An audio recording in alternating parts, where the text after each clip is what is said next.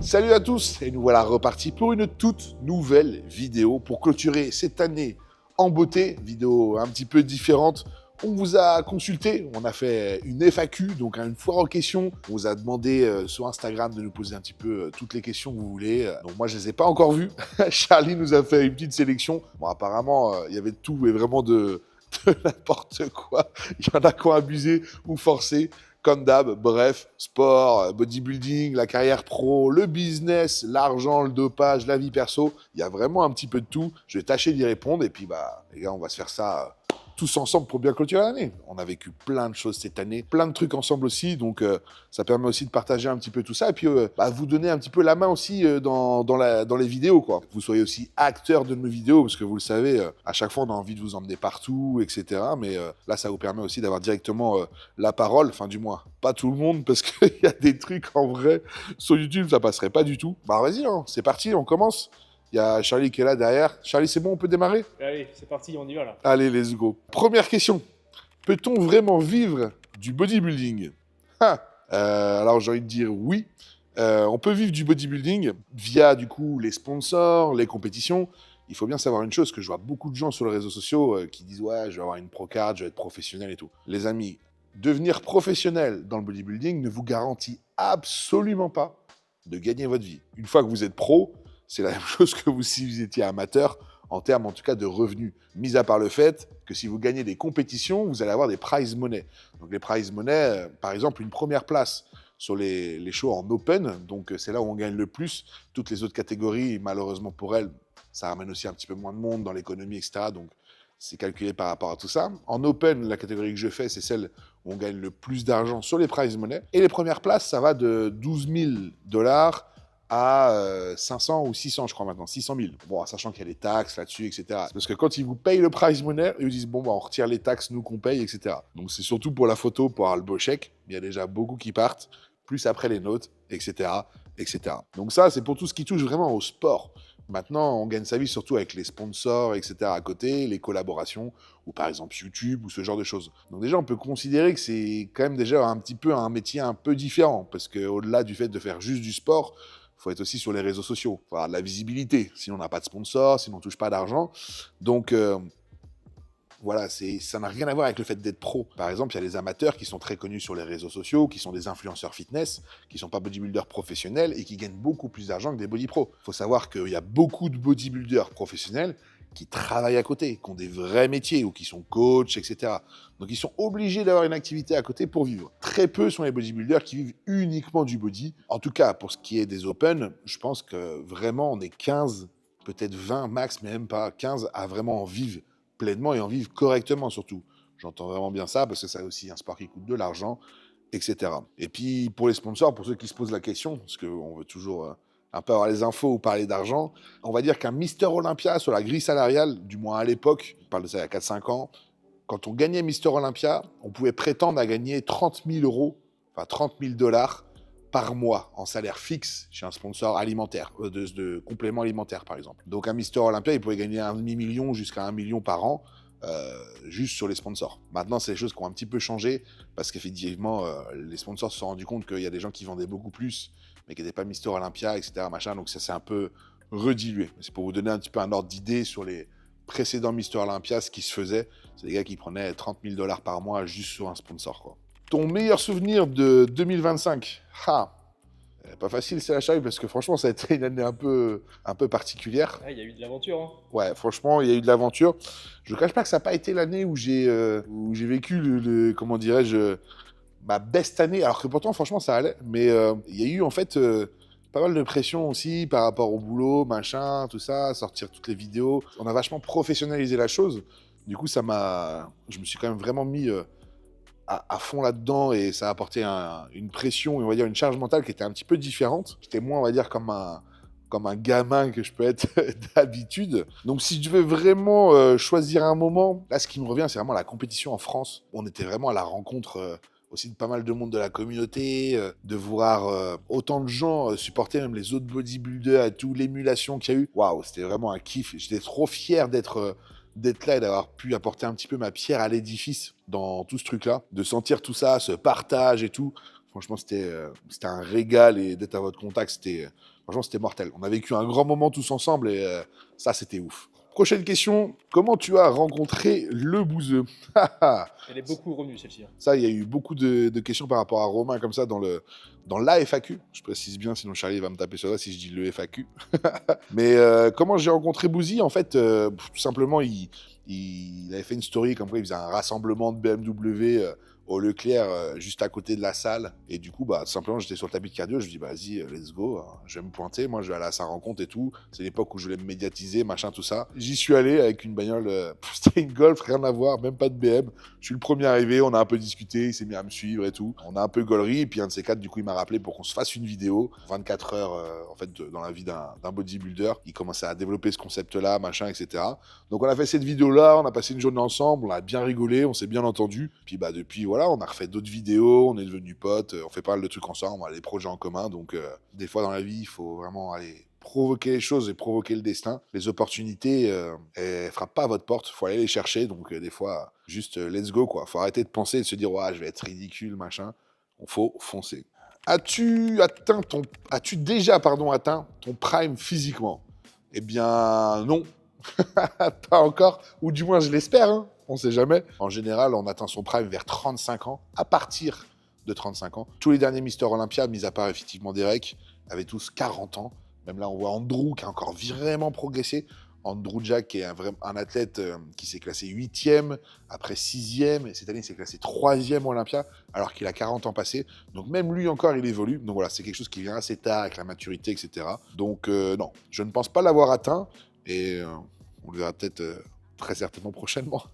Il n'y a jamais eu une compétition où tu t'es dit que là, tu avais une des conditions de ta vie? Ah si, bah, il y a des compètes où tu sais, genre que jamais été aussi sec ou plus dur ou machin. Je pense que le meilleur combo que j'ai eu, c'était à l'Olympia 2023. Ouais, je crois. À l'Olympia 2023, c'était du coup à Orlando. Je pense que là, c'est là où j'étais vraiment le jour des finales, donc pas le pré-judging. C'est là où j'étais le plus gros, sec, machin, en belle, en condition. Enfin, le plus gros. J'ai eu plus de masse par la suite, mais je pense que c'est la meilleure condition que j'avais eue. Et là, je pense que vraiment, je méritais d'être dans le top 10, surtout sur le line-up qu'il y avait. Ça n'a pas été le cas, mais pour moi, franchement, je le faisais sans aucun problème cette année-là. Alors, prochaine question. Le featuring que tu as préféré tourner en 2025. Ça va, on va pas dire lequel était le pire. On va s'éviter ça. Le mieux, franchement, à chaque fois, c'était cool. Chacun a une personnalité différente et tout. Et moi, je suis toujours excité à l'idée de rencontrer des gens, etc. J'ai bien aimé celui avec Andrew. C'est celui peut-être qui a le moins bien marché sur la chaîne. L'échange était cool. La personne était cool, vraiment détente. On a rigolé et en même temps, il m'a donné vraiment de la force aussi, tout machin. Donc, j'étais vraiment à l'aise en mode... Enfin, c'est tranquille de malade. Je sais pas si c'est le préféré, mais en tout cas, c'était le plus chill et sympathique, quoi. Charlie m'a mis des questions un peu touchy, là. Pourquoi ne parles-tu jamais des produits dopants? Tu essayes de me mettre dans la sauce, Charlie? Oui, j'essaie de faire le pas de buzz là. Ça va pas aller. Bah écoutez, c'est vrai qu'il y a un peu une mode, et tout ça, une trend de gens qui parlent de produits dopants, machin. C'est vrai que ça fait vendre, ça fait cliquer. Les gars, je pense que c'est vraiment pas l'essentiel. En plus de ça, pour être très transparent avec vous, déjà c'est quelque chose qui est interdit par la loi, du moins pas la consommation, mais la détention. Donc c'est pas quelque chose de très légal.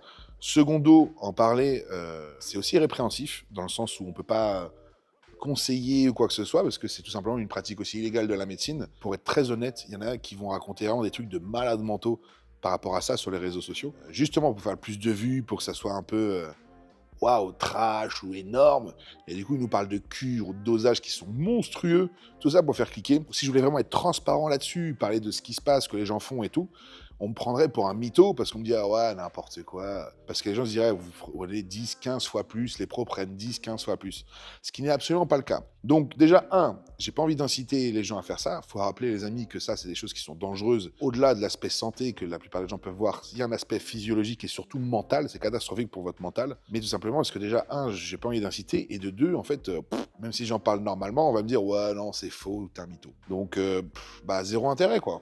Là, Charlie s'est envoyé... Enfin, Charlie s'est envoyé... Non, c'est pas lui qui a écrit les questions, mais c'est bien celle-ci. Je crois que c'est revenu pas mal, tu m'avais dit ça aussi. À quand une séance avec Seboom, donc Chris Boomstead? Les gars, maintenant qu'on est chez Mjin Shark, normalement demain, quoi. Non.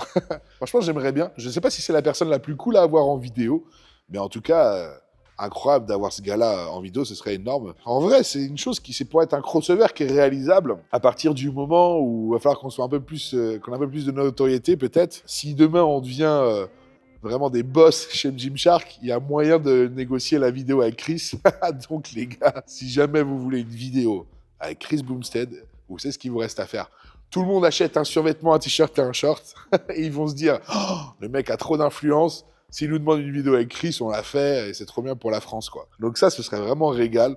Et d'ailleurs, j'en profite, hein, les mecs, les amis, parce que là, vous avez été plusieurs, je dis les mecs, mais j'inclus aussi, bien évidemment, les femmes et les hommes dans ce que je dis. C'est juste une façon de parler.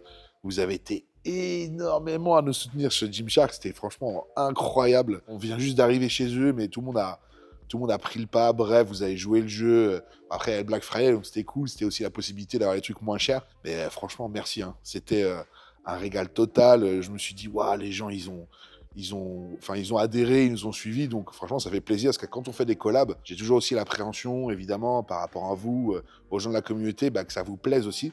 Là, ça vous a plu. Vous avez été plusieurs. Vous vous êtes manifestés. Donc, franchement, merci beaucoup, c'est top. Si on continue comme ça, on aura peut-être la vidéo avec Chris. Et puis, du coup, si vous voulez, voilà. Je crois que sinon, ils sont plus encore dispo, ils vont en remettre.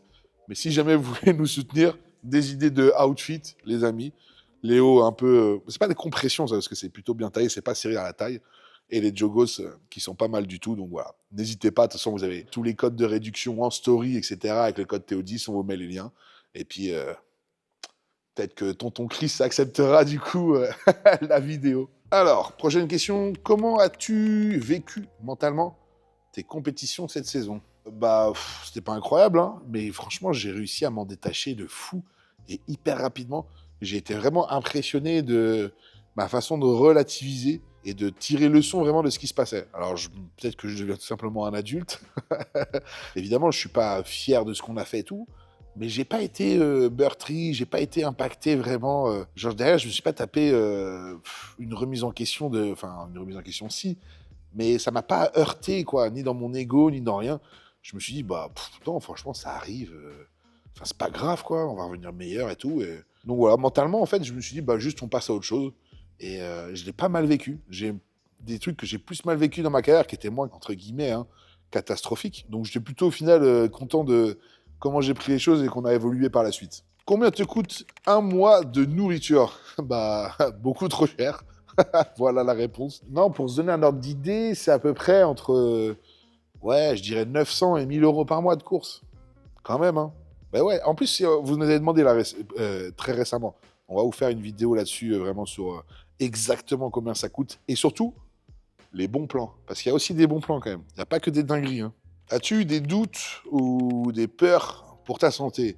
Des peurs, non, parce que fort heureusement, je contrôle tout très régulièrement. Des doutes, oui, et c'est ce qui fait que je suis précautionneux.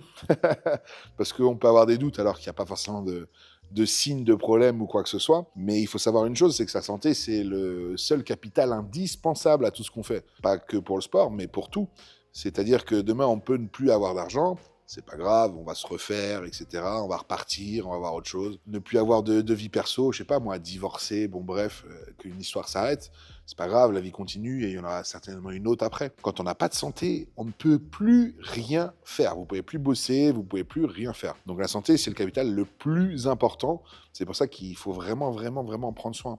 Il y a beaucoup de gens amateurs qui ne font pas attention à ça, mais si vous n'êtes pas en bonne santé, vous ne pourrez pas progresser, vous ne pourrez pas aller loin, vous ne pourrez pas durer.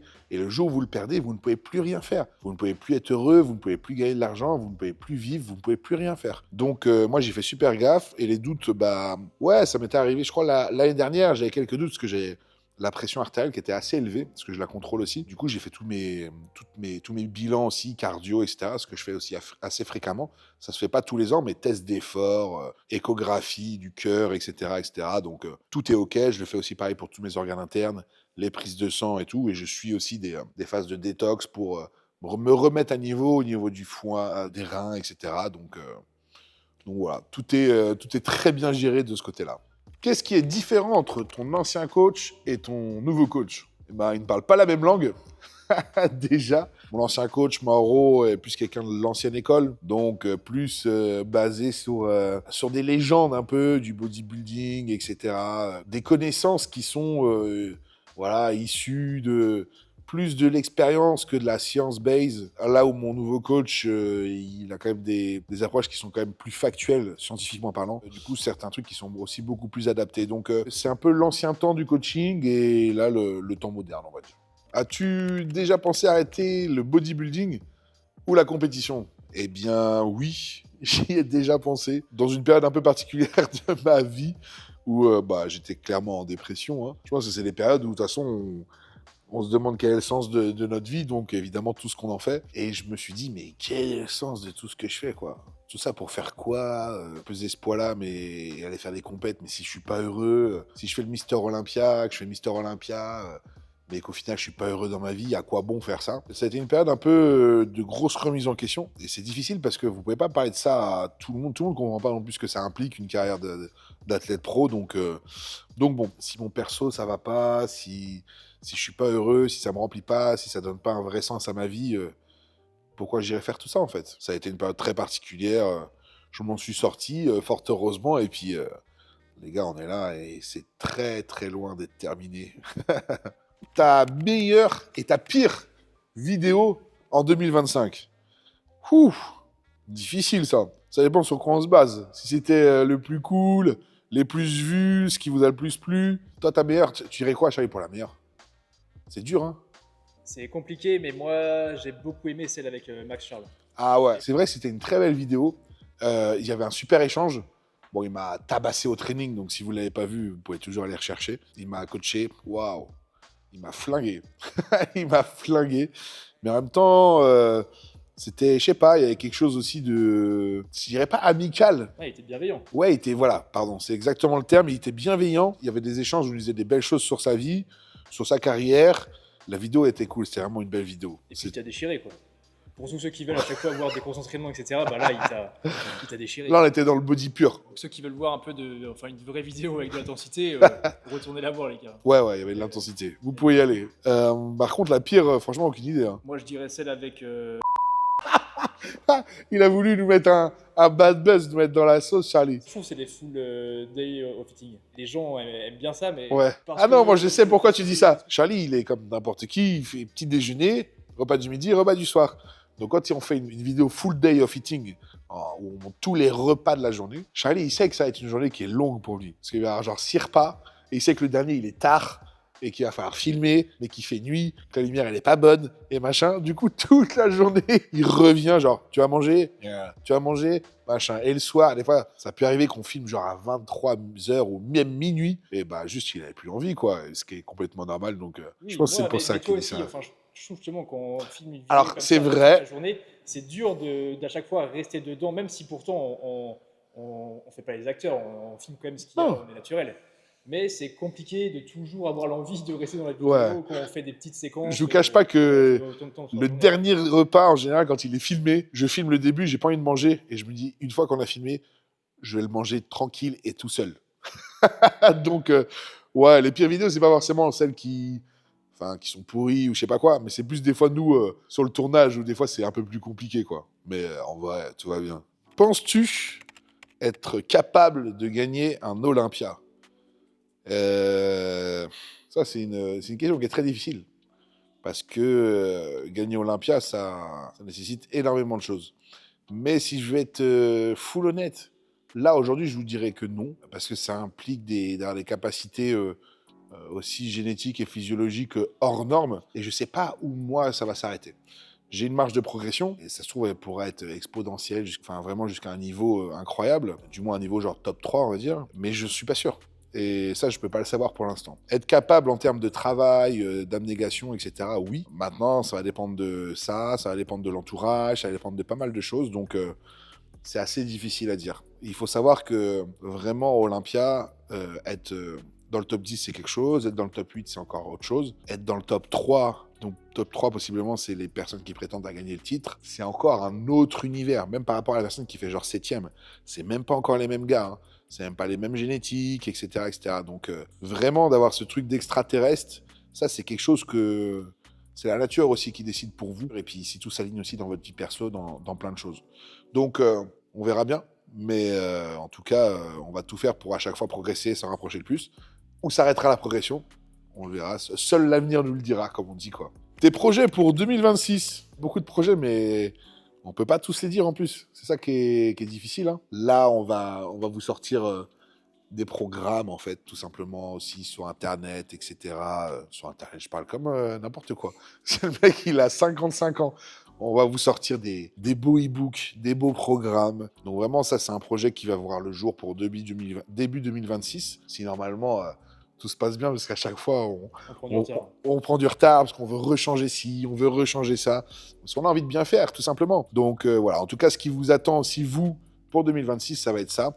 On essaye d'avoir voilà, une toute nouvelle plateforme dédiée à tout ce genre de choses. Donc ça, vous en saurez plus très très prochainement. Et puis après, oui, il y a d'autres projets, que ce soit notamment sur les vidéos, sur des featurings, sur des voyages. On en a un petit peu parlé dernièrement, mais il y aura beaucoup de choses là-dessus, que ce soit aux États-Unis et bien dans bien d'autres endroits aussi dans le monde entier. On va essayer de vous régaler vraiment avec des super featuring. Et puis moi, j'ai pas mal d'objectifs sportifs aussi, même si c'est une année où normalement je n'aurai pas de compétition. C'est une année où je vais énormément progresser, où je vais m'investir aussi à fond dans plein de points. J'ai la tête libérée par rapport aussi à avant sur plein de choses. Donc je pense que, allez, je peux vous dire de faire un 130 kilos vraiment propre, mais vraiment quali, hein, avec la qualité que j'ai aujourd'hui. Donc c'est-à-dire vraiment être pas très très loin en tout cas du poids de scène.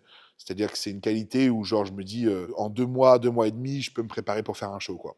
Donc voilà, pour vous donner un petit peu une idée. Puis voilà, hein, on vous en dira bien plus prochainement, mais il y a des trucs où, les amis, je suis associé à d'autres personnes et je peux pas trahir de secret pour l'instant. En tout cas, j'en profite pour vous remercier tous. Vous nous avez régalé cette année et j'ai envie qu'on vous régale, nous, encore plus sur cette année 2026. Vous êtes de plus en plus nombreux, il y a de plus en plus de soutien. Franchement, c'est un plaisir de pouvoir faire ça et de pouvoir le faire avec vous tous, etc.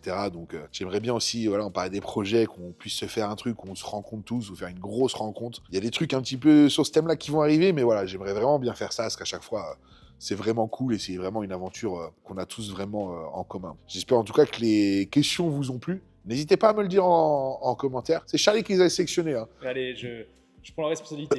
Dites-moi c'était Donc, de la merde. en commentaire, vous dites, si vous dites Charlie c'est de la merde ou Charlie c'était cool.